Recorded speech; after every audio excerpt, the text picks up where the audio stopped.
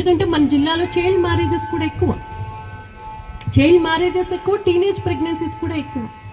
ఒక ఆడపిల్ల 18 సంవత్సరాల లోపే పెళ్లి చేసుకుని ప్రెగ్నెంట్ అయింది అంటే ఆమె ఆరోగ్య పరిస్థితి ఏ విధంగా ఉంది ఒకసారి అర్థం చేసుకోండి. ఆమె ఆ పుట్టిన పిల్లల్ని ఎలా పెంచుతుంది, కుటుంబాన్ని ఏ విధంగా కుటుంబంతో డీల్ చేయగలదు, ఆ ఆలోచన మనమే ఇక్కడే క్రియేట్ చేయగలగాలి వాళ్ళలో. ఒక కాంపిటేటివ్ ఎగ్జామ్ రాసి నేను నిలదొక్కుకోవాలి అంటే నాకు మినిమం డిగ్రీ ఉండాలి. అది ఏ డిగ్రీ అన్నా పర్వాలేదు, ఇంజనీరింగ్ కావచ్చు, మెడిసిన్ కావచ్చు, BA, BCom, BSc, any degree కావచ్చు. ఆ డిగ్రీ నా చేతిలో ఉండాలి. ఆ డిగ్రీ నా చేతిలో ఉంటే నేను ఏ కాంపిటేటివ్ ఎగ్జామ్ రాయడానికన్నా నాకు అర్హత ఉంటుంది. ఆ డిగ్రీ తర్వాతే నేను పెళ్లి చేసుకుంటానని స్టూడెంట్స్ కూడా గట్టిగా చెప్పగలగాలి తల్లిదండ్రులకి. ఆ తల్లిదండ్రులు మినిమం డిగ్రీ క్వాలిఫికేషన్ నా పాపకు ఉండాలి అని చెప్పి ఆ తల్లిదండ్రులు కూడా ఆలోచించగలగాలి.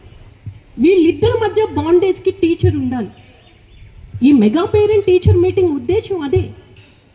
ఈ బాండేజ్ ఎంత పటిష్టంగా ఉంటే స్టూడెంట్ యొక్క కెరీర్ అంత మంచిగా ఉంటుంది అన్నది ఆలోచన, ప్రభుత్వం యొక్క ఆలోచన. బ్రాడర్ పర్స్పెక్టివ్లో ఆలోచన అర్థం చేసుకోగలిగాను. చేసుకుంటేనే అప్పుడు మనం ఈ స్టూడెంట్ మన దగ్గర ఎవరు వచ్చారో ఇంత నమ్మకంతో ఆ స్టూడెంట్కి బ్రైట్ కెరీర్ని మనం ఇవ్వగలుగుతాం. ఇంకొక విషయం, ముఖ్యంగా చాలామంది ఆడపిల్లలు ఇక్కడ ఉన్నారు. తల్లిదండ్రులకి చెప్పేది, మీ ఆడపిల్లకి నేను బాగా దాచి నేను బంగారం కొనిస్తాను అంటే అది కరెక్ట్ కాదు. బంగారం వాళ్ళకి అవసరం లేదు. తిరిగి తల్లిదండ్రులకి ఒంటి నిండా బంగారం ఇచ్చే స్థాయికి మీ పిల్లల్ని పెంచాలి. అర్థమైందా? అంటే వాళ్ళు ఫైనాన్షియల్గా నిలదొక్కుకోవాలి.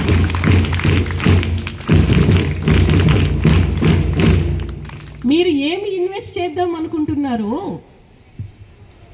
డబ్బులు దాయాలి, బంగారం దాయాలి, లేదంటే నా పిల్లకి పెళ్ళికి ఖర్చు అవుతుంది, ఇవన్నీ కాదు. అవన్నీ దేని మీద పెడతారు? పిల్లల చదువు మీద పెడతారు. ఆ ఇన్వెస్ట్మెంట్ పిల్లల చదువు మీద పెట్టండి, తిరిగి మీకు ఏం కావాలో అవన్నీ ఇస్తారు వాళ్ళు. పిల్లలకు కూడా నేను చెప్తూ ఉన్నా, తల్లిదండ్రులకు కష్టపెట్టి నాకు అది కావాలి ఇది కావాలి అని అడగొద్దు. వాళ్ళు మిమ్మల్ని స్థాయికి తీసుకొస్తున్నారు అంటే ఎన్నో వదులుకుంటారు.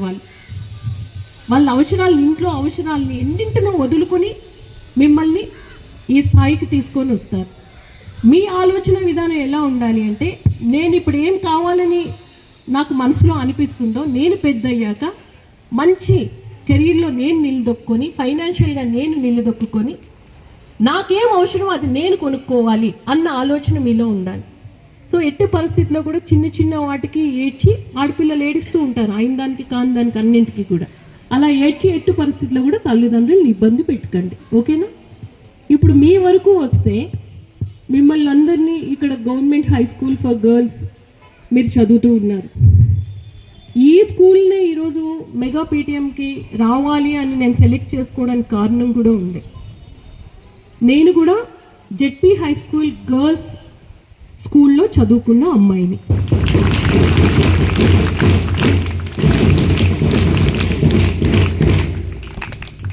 సో నేను ఇక్కడికి వచ్చి కలెక్టర్గా మాట్లాడితే నన్ను మీలో చూసుకోవచ్చు, మీ భవిష్యత్తు నాలో చూసుకోవచ్చు అన్న ఆలోచనతో నేను ఇక్కడికి వచ్చాను.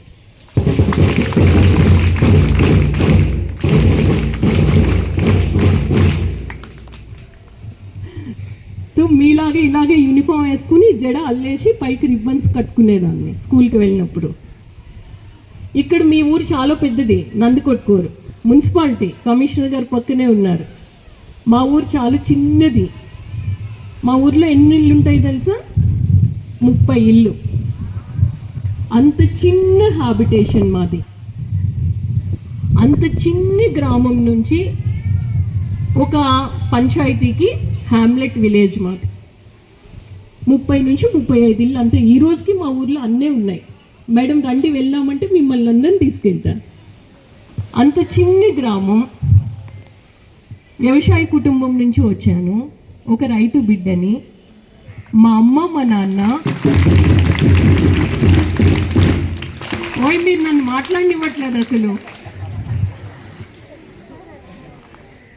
మా అమ్మ నాన్న నన్ను మా అన్నయ్యని, మేము కష్టపడినా పర్వాలేదు, నా కూతురు కొడుకు ఒక మంచి స్థాయిలో ఉండాలి, సమాజంలో ఒక గౌరవప్రదమైన స్థాయిలో ఉండాలి అని చాలా కష్టపడి చదివించారు.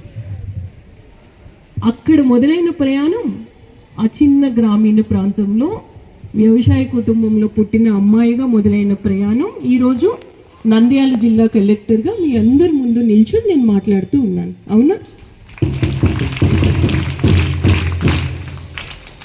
ఏం చేయాలి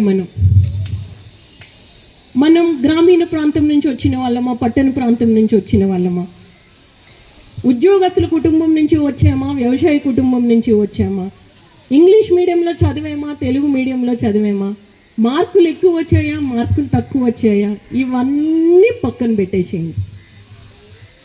ఇవేమి మనల్ని నిలబెట్టవు. ఏం నిలబెడుతుంది? ఫస్ట్ ఏం కావాలి మనకి? ఒక గోల్ అంటూ ఉండాలి.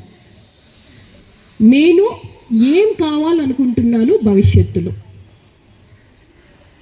ఇప్పుడు ఇక్కడే 32 మంది టీచర్స్ ఉన్నారు. ఈ వీడియో నచ్చితే లైక్ చేయండి, సబ్స్క్రైబ్ చేసి కామెంట్ చేసి షేర్ చేయండి. అలాగే మరిన్ని ఆసక్తికరమైన న్యూస్ కోసం మా CBS న్యూస్ ఛానల్ ని చూడండి.